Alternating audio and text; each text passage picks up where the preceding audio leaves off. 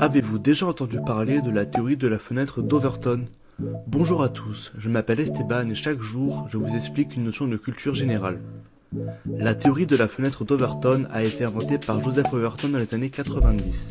C'est une approche permettant d'identifier les idées définissant le domaine d'acceptabilité des politiques gouvernementales possibles dans le cadre d'une démocratie. En gros, c'est un concept qui décrit l'éventail des idées considérées comme acceptables dans le débat public à un moment donné. Les idées politiques ou sociales passent généralement par 6 étapes d'acceptabilité.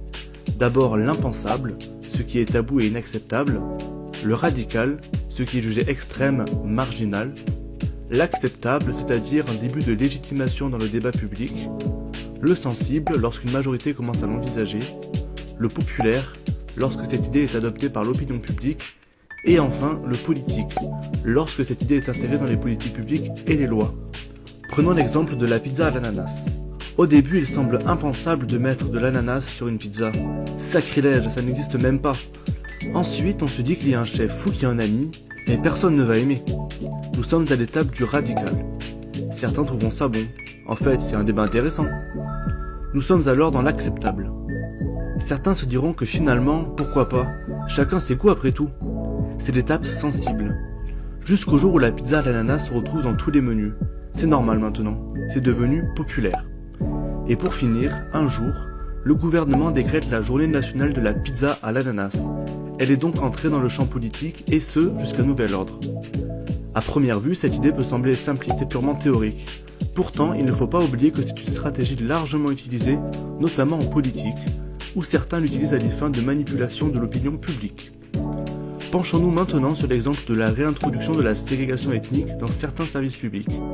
Une idée prônée notamment par Jean-Marie Le Pen, fondateur du Front National, qui a souvent évoqué la préférence nationale, une idée associée à une forme de ségrégation économique et sociale. Initialement, elle semble impensable. Dans la plupart des démocraties modernes, la ségrégation raciale est perçue comme une violation des droits humains et un retour en arrière historique. L'idée est taboue et inacceptable dans le débat public. Ensuite, des groupes marginaux ou des figures controversées commencent à évoquer la nécessité de préserver l'identité nationale ou de protéger les traditions locales. On a dès lors un déplacement progressif de la fenêtre d'Overton vers le radical. Certains médias ou influenceurs introduisent le débat en le liant à des problématiques comme l'insécurité ou la ghettoisation. Ils ne parlent pas directement de ségrégation, mais proposent des mesures comme des espaces réservés aux locaux. Nous entrons dans l'acceptable. Des politiciens reprennent l'idée sous des formes plus édulcorées, comme la priorité nationale dans l'accès au logement ou aux aides sociales. Ils insistent sur le fait que ce n'est pas du racisme mais du pragmatisme. Nous sommes dans le sensible. L'idée gagne du terrain dans l'opinion publique, notamment sous l'effet de crise économique ou migratoire. Les sondages montrent qu'une partie de la population y est favorable, sous certaines conditions. Nous sommes dans le populaire. Enfin, un jour, un gouvernement nationaliste adopte des mesures discriminatoires sous prétexte de préférence nationale ou de souveraineté culturelle. Elles sont entrées dans le champ politique. Pour terminer, prenons 3 exemples concrets.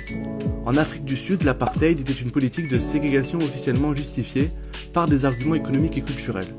En France, le concept de préférence nationale est régulièrement avancé par certains partis d'extrême droite pour limiter l'accès à des immigrés à certaines prestations sociales. En Hongrie, Viktor Orban a défendu des politiques visant à restreindre l'immigration et à favoriser les Hongrois de souche. Ces exemples nous montrent bien comment une idée perçue comme totalement inacceptable peut être progressivement reformulée et normalisée dans le débat public. Ce qui était choquant hier peut devenir normal demain si on sait comment déplacer la vitrine d'Overton. Maintenant, la vraie question c'est, la pizza à l'ananas est-elle un crime ou une bénédiction ?